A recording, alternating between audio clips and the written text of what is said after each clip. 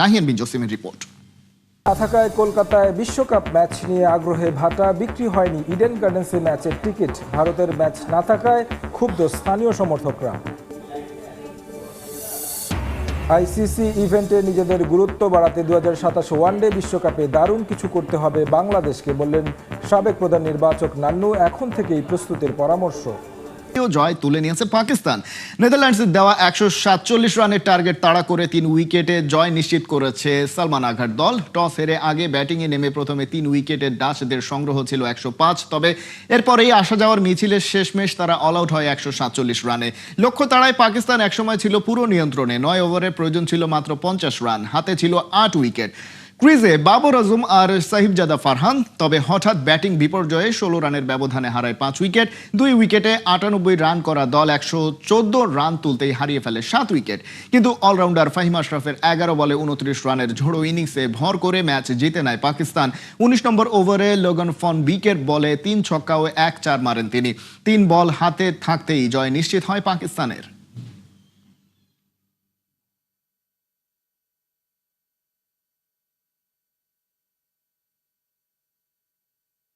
Tiger শূন্য বিশ্বকাপ, আর তাই যেন বিশ্বকাপের গ্যালারিতে নেমেছে নিস্তব্ধতা। বাংলাদেশের মতো দক্ষিণ এশিয়ার অন্যতম জনপ্রিয় দল না থাকায় টি-20 বিশ্বকাপের জৌলুস যে কতটা ম্লান হতে পারে তার সবচেয়ে বড় প্রমাণ মিলছে কলকাতার ইডেন গার্ডেন্সে। লঙ্কা ক্রিকেট তো পাকিস্তান ম্যাচে দর্শক টেনেছে ফ্রি টিকিটের অফার দিয়ে, কিন্তু বাংলাদেশ ছাড়া বিশ্বকাপ আয়োজন করতে গিয়ে আয়োজকদের সামনে এখন ফাঁকা গ্যালারির বাস্তবতা। জুবাইর নূরের রিপোর্ট। কথায় আছে না, take the risk or miss the chance. Cricket বিশ্বে ভারতীয় আধিপত্যের বিরুদ্ধে প্রশ্নের জায়গায় একদম ফুল স্টপ বসাতে বিশ্বকাপে বাংলাদেশকে বাদ দিয়ে সেই রিস্কটা ঠিকই নিল আইসিসি, কিন্তু চান্সটা হাত থেকে যাবে অবস্থা। কিন্তু কেনই বা এমন পরিস্থিতি, কি বা হয়েছে? প্রশ্নের উত্তরটা দেয়া যাক পাল্টা প্রশ্ন করে। ক্রিকেট মানেই গ্যালারির গর্জন, জনসমুদ্রের ঢেউ আর উন্মাদনার বিস্ফোরণ। আর সেই ক্রিকেটের সবচেয়ে বড় মঞ্চ বিশ্বকাপে যদি গ্যালারি খা খা করে, তাহলে প্রশ্ন উঠতেই পারে, কোথায় হারালো বিশ্বকাপের জৌলুস? কলকাতার ঐতিহাসিক ইডেন গার্ডেন্স, যেখানে এক সময় টাইগারদের ম্যাচ মানেই ছিল লাল সবুজের দখল, গ্যালারিতে বাংলাদেশের পতাকা ঢাকের বাদ দিয়ে স্লোগানে কাঁপতো পুরো কলকাতা। কিন্তু এবার দৃশ্যটা পুরো উল্টো। বাংলাদেশ নেই বিশ্বকাপে, আর সেই শূন্যতার সরাসরি ছাপ পড়েছে দর্শক সংখ্যায়। 65,000 ধারণ ক্ষমতার ইডেনে উদ্বোধনী দিনে ওয়েস্ট ইন্ডিজ স্কটল্যান্ড ম্যাচের জন্য বিক্রি হয়েছে মাত্র 2,917টি টিকিট। বিশ্বকাপ ম্যাচ, অথচ গ্যালারির বেশিরভাগ আসনই ফাঁকা। ক্রিকেট প্রেমী কলকাতার শহরেও যেন ছিল দর্শক খরার হাহাকার। শুধু উদ্বোধনী ম্যাচ নয়, পরবর্তী ম্যাচগুলোরও একই চিত্র। 16 ফেব্রুয়ারি ইংল্যান্ড ইতালি ম্যাচের টিকিট বিক্রি হয়েছে মাত্র 4,970টি, আর 19 ফেব্রুয়ারি ওয়েস্ট ইন্ডিজ ইতালি ম্যাচের জন্য বিক্রি হয়েছে মাত্র 1,248টি টিকিট। সংখ্যাগুলোই বলে দিচ্ছে বাংলাদেশকে বাদ দিয়ে আইসিসি কত বড় ঝুঁকি না নিয়েছে। এই মরার ওপর খাড়ার ঘাটা মেরেছে আবার পাকিস্তান। বিশ্ব ক্রিকেটে ভারতের একচ্ছত্র আধিপত্যের বিরুদ্ধে বাংলাদেশের পাশে দাঁড়িয়ে জানিয়েছে প্রতিবাদ, তবে পুরোপুরি বয়কট না করে বলে দিয়েছে ভারতের বিপক্ষে ম্যাচটা তারা খেলবে না। ক্রিকেট বিশ্বের সবচেয়ে হাই ভোল্টেজ লড়াই গড়াবে না মাঠে, তাতেই বিশ্বকাপের আলো নিভু নিভু অবস্থা। যে টাকার লোভে এত কিছু করে আইসিসি, সেখানেই শত শত কোটি টাকার লোকসান। দেন দরবার যদিও চলছে এখনো, তবে ব্যাক চ্যানেলে। বাংলাদেশের জায়গায় স্কটল্যান্ডকে খেলিয়ে যেন দর্শকদের আরও দূরে ঠেলে দেওয়া হয়েছে। ইউরোপিয়ান একটা দেশে ক্রিকেটের খবর আর কজনই বা রাখে? কলকাতা মোহামেডান স্পোর্টিং ক্লাবের বাইরে থাকা টিকিট কাউন্টারগুলো পড়ে আছে ফাঁকা। বিশ্বকাপের মতো মেগা ইভেন্টে এমন দর্শক সংকট আগে কখনো দেখা যায়নি। এমন অবস্থায় দর্শক ফিরিয়ে আনতে যেন ডেকে ডেকে গ্যালারিতে মানুষ বসাচ্ছে শ্রীলঙ্কা ক্রিকেট এসএলসি। টিকিট বেচতে না পারার ব্যর্থতা ঢাকতে বিশেষ আয়োজনের তকমা লাগিয়ে কলম্বোয় বিশ্বকাপের উদ্বোধনী পাকিস্তান নেদারল্যান্ডস ম্যাচে দেয়া হয়েছে ফ্রি এন্ট্রি। ভাবুন তো, যেখানে বিশ্বকাপের মতো আয়োজনে টিকিট পাওয়াই ছিল সোনার হরিণ, সেখানে বিশ্বকাপের আমেজ ছড়িয়ে দিতে বিনামূল্যে বিলিয়ে দেওয়া হচ্ছে উদ্বোধনী ম্যাচ দেখার আসন। সেখানেও ফাঁকা পড়েছিল অনেক সিট। অথচ বিশ্বকাপ মানেই হওয়ার কথা ছিল গ্যালারির গর্জন, উত্তেজনার ঢেউ আর ক্রিকেটের মহা উৎসব। কিন্তু এবার সেই মহা উৎসবেই যেন নেমেছে অদ্ভুত এক নিস্তব্ধতা। টাইগারদের শূন্যতায় ফাঁকা ইডেন, আর পাকিস্তানের অনুপস্থিতিতে হারিয়ে যাচ্ছে বড় লড়াইয়ের রোমাঞ্চ। প্রশ্নটা এখন শুধু টিকিট বিক্রির নয়, শুধু টাকার অঙ্কেরও নয়। প্রশ্নটা বিশ্বকাপের প্রাণ বেঁচে থাকার। কারণ ক্রিকেট শুধু মাঠের খেলা নয়, ক্রিকেট বাঁচে দর্শকদের হৃস্পন্দনে। আর সেই স্পন্দন থেমে গেলে বিশ্বকাপও হয়ে পড়ে শুধু একটা আয়োজন, উৎসব নয়। জুবাইর নূর, ৭১। সেই দিন আর নেই, আফগানদের দিন বদলে গেছে। যাদেরকে বলা হতো জায়ান্ট কিলার, সেই দলটাই এখন হয়ে উঠেছে শিরোপার দাবিদার। টি-20 বিশ্বকাপে বিগ ম্যাচে নিউজিল্যান্ডের বিপক্ষে শুরু হচ্ছে আফগানদের এবারের জার্নি। চেন্নাইয়ের চিপোকে খেলা শুরু রবিবার সকাল 11:30টায়। কোহিনুর কণার প্রিভিউ রিপোর্ট। কোনো পূর্বাভাস ছাড়াই সেদিন কেঁপে উঠেছিল নিউজিল্যান্ড।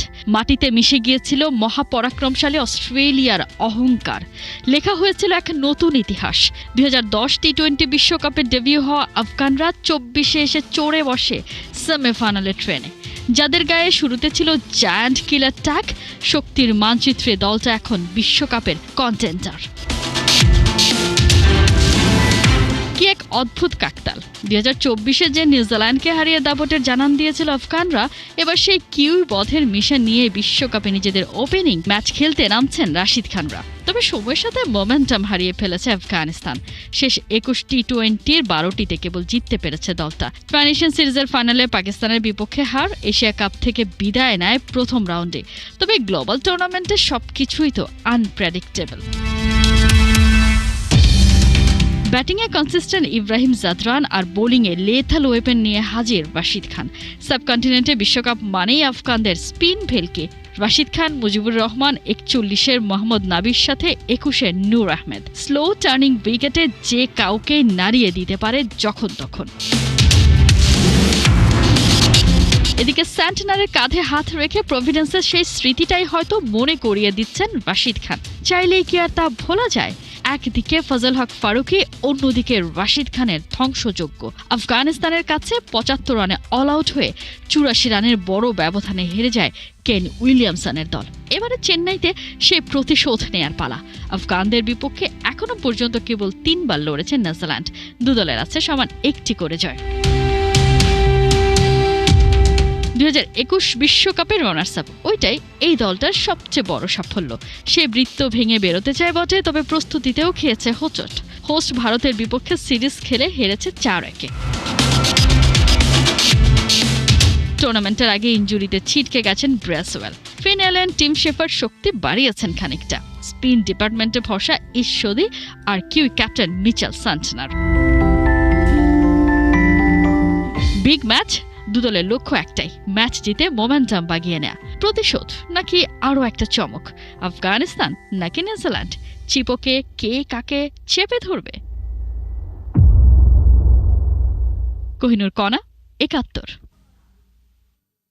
ম্যাচের পর ম্যাচ জিতছে ইংল্যান্ড। বিশ্বকাপে পা রাখার আগে শ্রীলঙ্কাকে হোয়াইট ওয়াশ করে গাটাও গরম করে নিয়েছে তারা, কিন্তু তবুও মাঠের সেই পারফরমেন্স ঢেকে যাচ্ছে বাইরের বিতর্কে। ক্যাপ্টেন হ্যারি ব্রুকের চাকরি বেঁচেছে অল্পের জন্য, কিন্তু যে চাপের মুখে কঠিন মিশনে নামতে যাচ্ছে দুইবারের বিশ্ব চ্যাম্পিয়নরা, সেটা তারা সামলাতে পারবে তো? রিপোর্টে বিস্তারিত। গেল বছরের নিউজিল্যান্ড ট্যুর, এই নাইট ক্লাবের ইনসিডেন্টের কথা নিশ্চয়ই মনে আছে ইংল্যান্ডের। সেখানে গিয়ে ড্রিঙ্ক করেছেন অধিনায়ক হ্যারি ব্রুক, সাথে দলের আরও 2 সতীর্থ। সিরিজ চলাকালে কাজটা তো নিষিদ্ধই, কিন্তু এসব গোপনে সারতে পারেননি ব্রুক। সেই ক্লাবেরই এক বাউন্সারের সাথে তার হাতাহাতি, আর তারপর শিরোনাম। শাক দিয়ে মাছ ঢাকতে অনেক কিছুই গণমাধ্যমের সামনে বলেছিলেন ব্রুক, তবে শেষমেশ কিছুই আর গোপন থাকেনি। ইংলিশ ক্যাপ্টেনকে নিয়ে তার টেলিগ্রাফ স্পোর্টের রিপোর্ট ফাঁস করে দেয় সব গোমর। তারা জানায় ব্রুক তার এই অপরাধের কারণে সাদা বলের ক্যাপ্টেন্সি হারানোর বেশ কাছাকাছি চলে গিয়েছিলেন, কারণ ইসিবির তদন্তে তার অপরাধ ধরা পড়েছিল। নাইট ক্লাবে যাওয়ার অনুমতি না থাকলেও তিনি সেখানে গিয়েছিলেন এবং বাউন্সারের সাথে হাতাহাতিও করেছিলেন। আর এই অপরাধ থেকে পার পেতে 30,000 পাউন্ড জরিমানা গুনতে হয়েছিল ব্রুককে। ইসিবি তাদের কোনো প্লেয়ারের অপরাধের শাস্তি হিসেবে এটাই সর্বোচ্চ জরিমানা করতে পারে। অথচ বিশ্বকাপের আগে তার দলের পারফরমেন্স নিয়েই আলোচনা হওয়ার কথা ছিল বেশি, কারণ ব্রুক গেল বছরের এপ্রিলে ইংল্যান্ডের দায়িত্ব নেন। তখন থেকে এ পর্যন্ত মোট 11টি টি-20 খেলে 10টাতেই জিতেছে ইংলিশরা। সর্বশেষ শ্রীলঙ্কার বিপক্ষে যে ওয়ার্ম আপ সিরিজ তারা খেলল, সেখানেও স্বাগতিকদের হবলধোলাই করে এসেছে তারা। ব্রুক অবশ্য বিশ্বকাপে তাদের ফার্স্ট ম্যাচের আগে বলছিলেন ক্যারিয়ারের বাকিটা অংশ শুধু ব্যাট দিয়ে বল হিট করেই কাটাতে চান। নিজ দলের ক্যাপ্টেনের কাণ্ডকীর্তি নিয়ে প্রেস মিটে বেশি আলাপ করতে হয়েছে দলের ব্যাটিং অলরাউন্ডার উইল জ্যাক্সকেও। তার ফাঁকে দলের মোমেন্টামে থাকার বিষয়টা নিয়েই সামান্যই কথা বলতে পেরেছেন। অবশ্য বলছিলেন এটা আসলে মোমেন্টাম বা এমন দৈবিক কিছু না, দলের ভেতরে ইউনিটি আছে, আছে আত্মবিশ্বাসও। ব্রুকের দায়িত্বে তারা ভালো করছে, লাস্ট সিরিজটাও তার প্রমাণ দিচ্ছে। কিন্তু এই ধারাবাহিকতা কি তাদের চূড়ান্ত টার্গেট ফিল আপে কাজ দেবে? জ্যাককে এবার অবশ্য অতটা আত্মবিশ্বাসী শোনালো না। বিশেষ করে হোম গ্রাউন্ডে ভারত যেভাবে অপ্রতিদ্বন্দ্বী হয়ে উঠেছে, সেই হট ফেভারিটকে টপকে ট্রফিতে চোখ রাখার কথা অন্তত এই পর্যায়ে ভাবতে চায় না ইংল্যান্ড। ইংল্যান্ডের আপাতত ভাবনা নেপালের বিপক্ষে ম্যাচ, ওটা দিয়েই রবিবার বিশ্বকাপ মিশনটা শুরু করছে তারা। গেল 4 আসরে অন্তত সেমিফাইনাল পর্যন্ত খেলেছে, এবার শেষ 4 থেকে বিদায় নিতে না চাইলে ডে 1 থেকেই হতে হবে সিরিয়াস, খুব যতই প্রতিপক্ষ দুর্বল নেপাল। বাংলাদেশের আয়োজনে 2014 থেকে শুরু, এবার নিয়ে নেপালের এটা 3 নম্বর টি-20 বিশ্বকাপ। গেল বছর এশিয়া প্যাসিফিক রিজিওনাল কোয়ালিফায়ারে 7 ম্যাচের সব কয়টাই জিতেছে তারা। কানাডা আর ইউএইর সাথে ওয়ার্ম আপ ম্যাচেও ফলাফল তাদেরই পক্ষে। সুপার 8-এ ওঠার সম্ভাবনা বেড়েছে, কারণ বাংলাদেশের তুলনায় সি গ্রুপে স্কটল্যান্ড তুলনামূলক সহজ প্রতিপক্ষ। কিন্তু গ্রুপ পর্বের শেষ ম্যাচে স্কটিশদের পাচ্ছে তারা। এর আগে নেপালিদের টুর্নামেন্টে টিকে থাকতে হবে, আর সেটাই ওদের জন্য সবচেয়ে বড় চ্যালেঞ্জ। খালিদ জামিল, একাত্তর।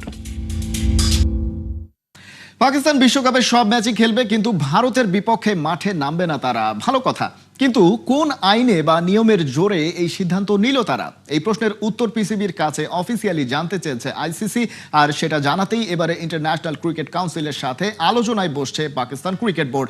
বাংলাদেশের প্রতি আসা নিরাপত্তা হুমকির যুক্তি না মেনে টাইগারদের রিপ্লেসমেন্ট হিসেবে স্কটল্যান্ডকে বিশ্বকাপে যুক্ত করে আইসিসি। এই অনাচারের প্রতিবাদ হিসেবে পাকিস্তান সরকার ঘোষণা করে তারা বাংলাদেশের পাশে দাঁড়াতে চায়, আর সেজন্য তারা ভারতের বিপক্ষে ম্যাচ খেলতে তাদের ক্রিকেট দলকে ক্লিয়ারেন্স দেবে না। তবে টুর্নামেন্টের বাকি ম্যাচ খেলতে পাকিস্তান সরকারের আপত্তি নেই, যেহেতু সিদ্ধান্ত পিসিবি নিয়েছে দেশটির সরকার, তাই পার্টিসিপেশন এগ্রিমেন্ট এখানে কার্যকর হওয়ার কথা নয়। এর আগে এই যুক্তি দেখিয়ে পাকিস্তানের বিপক্ষে ম্যাচ এড়িয়েছে ভারত, যেটাকে বলা হয় ফোর্স মেজর ক্লজ। তবে আইসিসি ফিরতি চিঠিতে পিসিবির কাছে ব্যাখ্যা চেয়েছে কেন তারা ম্যাচ খেলতে বাধ্য না, আর সেই ব্যাখ্যা দিতেই আইসিসির সিইও সঞ্জয় গুপ্তার সাথে বৈঠকে বসতে যাচ্ছে পাকিস্তান ক্রিকেট বোর্ড।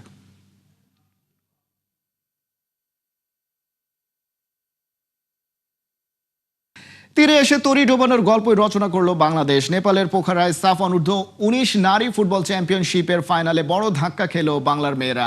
আজ ভারতের কাছে 4-0 গোলের বিধ্বস্ত বাংলাদেশ রানার্স আপ হয়ে ফিরছে এবারে। ম্যাচের শুরু থেকেই ডিফেন্সের ভুলে বিপদে পড়ে বাংলাদেশ। 40 মিনিটে জুলান নং মাইথেম প্রথম গোল করে ভারতকে এগিয়ে দেন। সেকেন্ড হাফে 60 মিনিটে পেনাল্টি থেকে ব্যবধান বাড়ান এলিজাবেথ লাকড়া। 68 মিনিটে গোলকিপার ইয়ারজানের ভুলে পার্ল ফার্নান্দেজ করে বসেন বেশ সহজ গোল। শেষ দিকে 83 মিনিটে অন্বিতা রঘুরামন চতুর্থ গোলটি যোগ করেন। টুর্নামেন্টে বাংলাদেশের আলপি আক্তার 7 গোল করে সর্বোচ্চ গোলদাতা এবং সেরা খেলোয়াড়ের পুরস্কার জিতেছেন। ফাইনালের আগে বাংলাদেশ ছিল দুর্দান্ত ফর্মে, 3 ম্যাচে 18 গোল করে একটিও হজম করেনি। শিরোপা হাতছাড়া হলেও আলপির পারফরমেন্স বাংলাদেশের জন্য আশার আলো। সামনে এএফসি এশিয়ান কাপের প্রস্তুতিতে এই অভিজ্ঞতা কাজে লাগাতে চাইবে দল।